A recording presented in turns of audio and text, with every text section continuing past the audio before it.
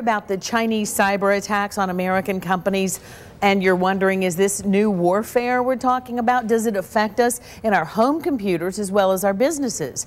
Well, it's time for our Tuesday Tech Talk with Dan Thompson and Mike Smith. They're from Claris Networks, and we're so glad you're here talking about this, because when I heard about this, when we reported it in the news, my concerns are great, and I think everybody's concerns are great. We all have PCs or some kind of computer, and we all want to know, are we at risk? Are our companies at risk? Is our country at risk? Sure. Mike, what? Well, the report that Mandiant put out, they're a security consulting firm, and basically they detail what no one else has been able to do, just attaching this level of cyber attacks to a country, basically pinpointing it almost to up to the highest levels of the Chinese government. There's been attacks on New York Times, Washington Post, all these news agencies. The report details in an amazing detail the details of the attacks, the tools they use, the methods they use to infiltrate various computer systems and capturing all this information. They've even got a video where they've actually surveilled these attackers attacking other systems. So it's amazing stuff. Now the website itself, I believe we can show some of that. What's it called?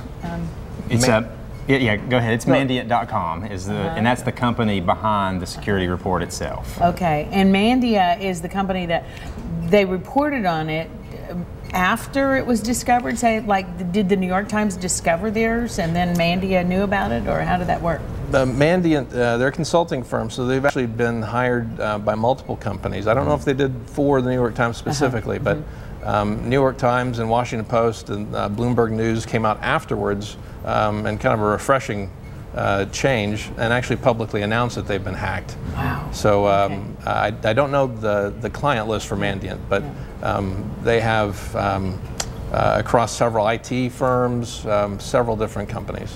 Now, when a company like that finds out they've been hacked, do we know about any of the damage that might have been done, or have we heard about that? So typically, like with the New York Times, when they were hacked, what was coming from that is New York Times was about to launch a story about the Chinese presidential family and how some $2 billion had ended up in their personal bank accounts. And obviously, what the Chinese government was after was, what are they about to say about us? And let's go ahead and start presenting our defense for the whole thing. So it's interesting what China is after. When they're hacking into our systems, they're not looking to just be disruptive, they're looking to steal information, and they're looking to steal intellectual property. Wow. So when they're attacking these companies, they're after very specific things. So it's not like the old days where, you know, I'm going to hack into your computers just to do something bad, just for the sake of being malicious. Like malware. That's exactly right. That's exactly right. So it's kind of a new day, so to speak.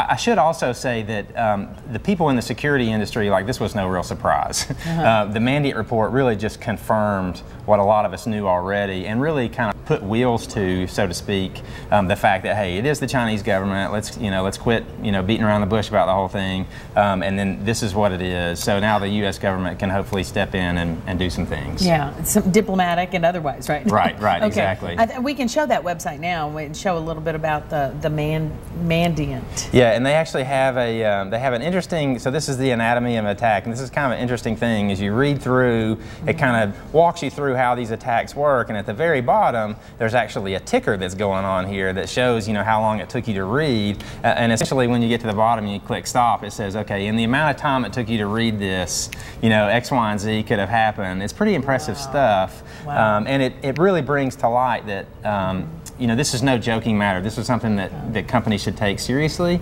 and ultimately it's a problem that we can all have a part in the solution. Is it sort of, I'm kind of comparing it to being a homeowner, and we have locks on our doors, and if we just casually don't lock our homes all the time, somebody's going to come in. That's right. Eventually. Exactly. And somebody may break in physically, but if we actually have the invitation there without the barriers, it's more likely to happen. Yeah, right? I mean, is that a good comparison? Or exactly.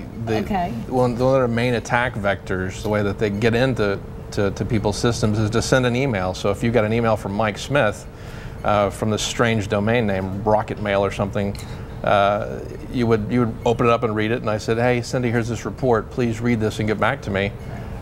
They've got access to your system. And boom. Yeah. So, I mean, people have, for the longest time, considered saying, okay, well, I have a firewall, so that means I'm safe, right?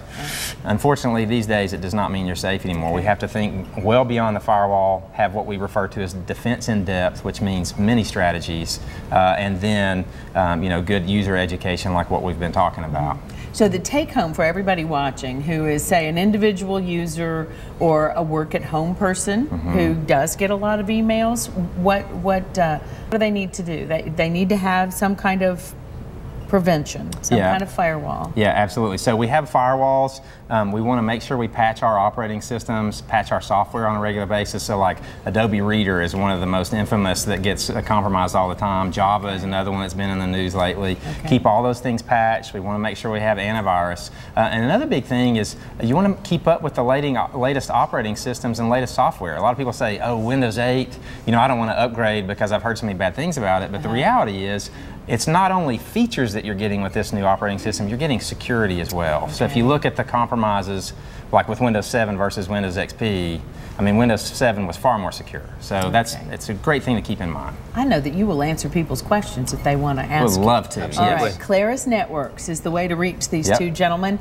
And all you have to do, we have it on the screen there, clarisnetworks.com. Couldn't be any easier. CLARIS networks.com. We thank you for being here with us. I wanted to learn a lot more. You mentioned patch. Yes. I'm going to have to find out more about that. We can talk about that next time. Maybe that should be our next one. Okay. Sure. All right. Thanks, gentlemen, for being here with us. Thank you. Dan and Mike, we appreciate it. thank you. Come again next time. All right. I know they will. Text Tuesday. Tech Tuesday. It's also Tuesday and time to hear from a wonderful musician. So stay